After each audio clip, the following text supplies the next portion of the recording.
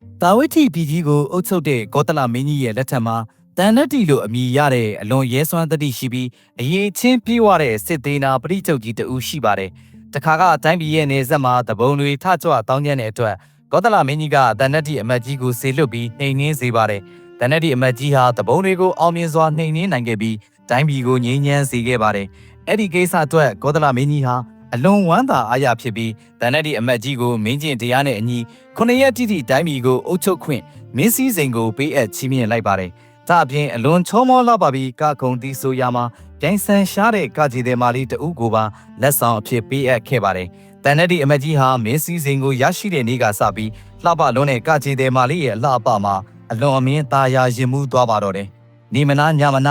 ာအရက်သေးစားတွေကိုတောက်စားပြီးကကြီးတဲ့မာလီရဲ့အကခုံတွေကိုကြည့်ရှုရင်း9 ရက်လုံးအသိစိတ်လွတ်မတက်ပျော်ရွှင်မြူးထူးနေခဲ့ပါတယ်။တတမမြောက်ဖြစ်တဲ့9 ရက်မြောက်နေ့ကိုရောက်တဲ့အခါတန်နတ်တီအမတ်ကြီးဟာအလွန်လှပစွာတစားဆင်ထားတဲ့စင်မြူတော်ကြီးကိုစီးပြီးရေကစားထွက်လာခဲ့ပါတယ်။အဲ့ဒီအချိန်မှာပဲမြတ်စွာဘုရားရှင်ဟာတန်ဃာတော်တွေနဲ့အတူဇုံငံကြွလာတာကိုလမ်းမှာစုံတွေ့လိုက်ပါတယ်။တန်နတ်တီအမတ်ကြီးဟာအရက်တွေအလွန်မူးနေတဲ့အတွက်စင်မော်ကနေဆင်းပြီးမကြော့နိုင်တော့ပဲစင်မော်ကနေပဲမြတ်စွာဘုရားရှင်ကိုလက်အုပ်ချပြီးမူးယူစွာနဲ့နှုတ်ဆက်လိုက်ပါတယ်။မြတ်စွာဘုရားရှင်ဟာအမတ်ကြီးရဲ့အပြုမူကိုကြည့်ပြီးပြုံးတော်မူလိုက်ပါတယ်။အဲ့ဒီအခါအရှင်အာနန္ဒာကဘာကြောင့်ပြုံးတော်မူတာလဲလို့ရှောက်ထားတဲ့အခါမြတ်စွာဘုရားရှင်ကချစ်သားအာနန္ဒာဟိုမှာကြည့်လိုက်စမ်းအလွန်မူးယစ်နေတဲ့တန်တတ်တီအမတ်ကြီးဟာဒီကနေ့မှာပဲသူချစ်ရတဲ့ကကြီးတဲ့မာလေးတည်ဆုံးလို့ကြီးမားတဲ့တောကကိုခံစားရလိမ့်မယ်။အဲ့ဒီတောကကိုဖြီးဖြောက်ဖို့ငါဘုရားရှင်ထံကိုရောက်လာလိမ့်မယ်။ငါဘုရားဟောမဲ့ဂါထာလေးတစ်ပုဒ်ကိုနာကြားပြီးတာနဲ့ဒီကနေ့မှာပဲ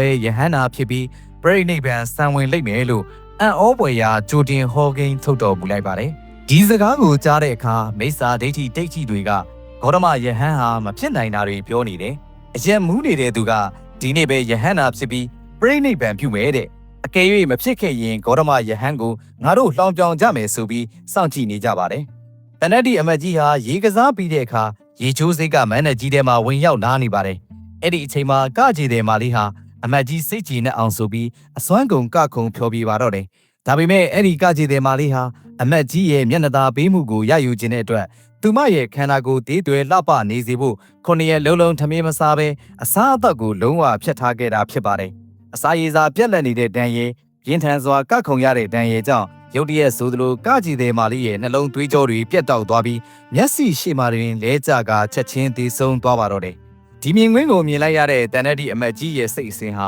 ကြီးမားလွန်းတဲ့ထိတ်လန့်မှုကြောင့်9 ရက်လုံးတောက်ထားသမျှအရက်မူးနေတဲ့အရှိန်တွေဟာချက်ချင်းဆိုသလိုအမူးပြေသွားပါတော့တယ်။နာအချစ်ရဆုံးကကြည်တဲ့လေးတည်သွားပြီဆိုတဲ့အသည့်ဝင်လာတာနဲ့တပြိုင်နက်သူ့ရဲ့ရင်ထဲမှာယူကျုံမရတဲ့တောကမီးတွေအပြင်းထန်တောက်လောင်လာပါတော့တယ်။အမတ်ကြီးဟာကကြည်တဲ့မာလေးရဲ့ရုပ်အလောင်းကိုဖက်ပြီးယူမတက်ငိုကြွေးပါတယ်။အဲ့ဒီအချိန်မှာသူ့ရဲ့ရင်ထဲကပူလောင်မှုတွေကိုဘသူကမှငြိမ့်သက်မပေးနိုင်ပါဘူး။လောကမှာအတုမရှိတဲ့ဂေါတမမြတ်စွာဘုရားရှင်သာလျှင်ငါရဲ့တောကကိုငြိမ်းအေးစေနိုင်မယ်ဆိုတာကိုအသိစိတ်ဝင်လာပါတယ်။ဒါကြောင့်ချက်ချင်းပဲဇေတဝန်ကျောင်းတော်ကိုအပြေးလွှားသွားရောက်ခဲ့ပါတယ်။ကျောင်းတော်ကိုရောက်တဲ့အခါမြတ်စွာဘုရားရှင်ရဲ့ခြေတော်ရင်းမှာဝစ်သွားငိုကြွေးပြီးအရှင်ဘုရားတပည့်တော်ရဲ့ရင်ထဲမှာကြီးမားလွန်းတဲ့တောကမီးတွေလောင်ကျွမ်းနေပါတယ်။ဒီတောကကိုငြိမ့်သက်ပေးဖို့အရှင်ဘုရားထံကိုကိုးဝယ်ရအဖြစ်ရောက်ရှိလာခဲ့ပါတယ်ဘုရားလို့ရှောက်ထားပါတော့တယ်။အဲ့ဒီအခါမဟာကရုဏာရှင်မြတ်စွာဘုရားရှင်ကချစ်သားအမတ်ကြီးတင့်ကိုနှစ်သိမ့်နိုင်တဲ့နေရာမှန်ကိုတင်ရောက်လာခဲ့ပါပြီ။တင်ဟာဒီကခြေသည်မာလေးတေးဆုံးလို့ငိုကြွေးခဲ့ရတဲ့မျက်ရည်တွေဟာအစမထင်တဲ့တန်တရားတစ်လျှောက်လုံးမှာဆိုရင်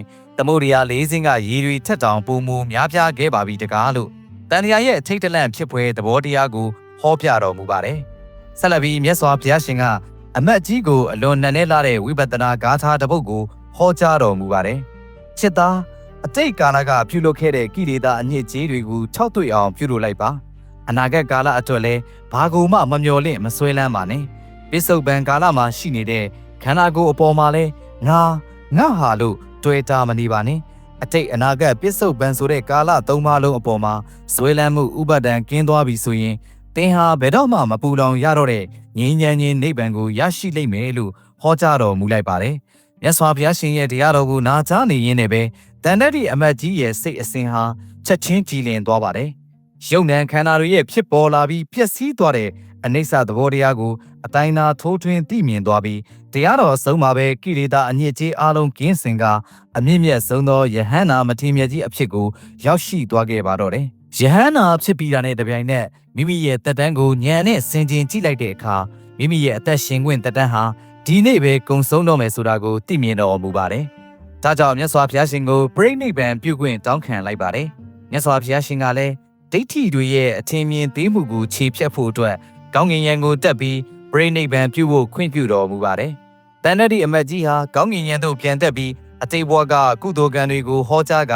ကောင်းကင်ယံမှာတင်ဒီဇောတက်လောင်ကျွမ်းပြီးအံ့ဩဖွယ်ရာပြိဋိဘံစံဝင်သွားခဲ့ပါတော့တယ်။တရားချစ်ခင်ဓမ္မမိတ်ဆွေပေါင်းတို့တန်တတိအမတ်ကြီးရဲ့ဇလန်းလေးဟာယနေ့ခေတ်ကျွန်ုပ်တို့အားလုံးအတွက်အလွန်ကိုအဖိုးတန်တဲ့တန်ဝေကရဝဲသင်ခန်းစာတွေပေးနေပါတယ်။ကျွန်ုပ်တို့ဟာလောကကြီးမှာပတ်စံလေးရှိလာတဲ့အခါအရွယ်လေးရလာတဲ့အခါအစားအသောက်တွေအပျော်ပါးတွေအလှပတွေပေါ်မှာအလွန်အမင်းသားယာရင်မှုနေတတ်ကြပါတယ်။ငါလောက်ပြောရတဲ့သူမရှိဘူးဆိုပြီးတေခြင်းတရားကိုလုံးဝမေ့လျော့နေတတ်ကြပါတယ်။ဒါပေမဲ့တန်တတိအမတ်ကြီးရဲ့ဖြစ်ရက်ကိုကြည်ပါ။ခုနှစ်ရက်လုံးလုံးအပျော်ကြီးပျော်နေတဲ့သူဟာမျက်စိရှိမှတင်ချစ်ရသူရုတ်တရက်သေဆုံးသွားတဲ့အခါအဲ့ဒီလောကီစည်းစိမ်တွေဟာသူ့ရဲ့တောကကိုတစ်စက်လေးမှကဲတင်မပေးနိုင်ခဲ့ပါဘူး။လောကဒန်ဆိုတာဒီလိုပါပဲ။အမြင့်ဆုံးကိုရောက်နေတယ်လို့ထင်ရတဲ့အချိန်မှာအောက်ဆုံးကိုရုတ်တရက်ဆွဲချတတ်တဲ့သဘောရှိပါတယ်။ဒါကြောင့်ကျွန်တော်တို့ဟာဘဝမှာပြောစရာတွေကြုံလာရင်လည်းအလွန်အမင်းမမူးရစ်ဖို့ဝမ်းနည်းစရာတွေကြုံလာရင်လည်း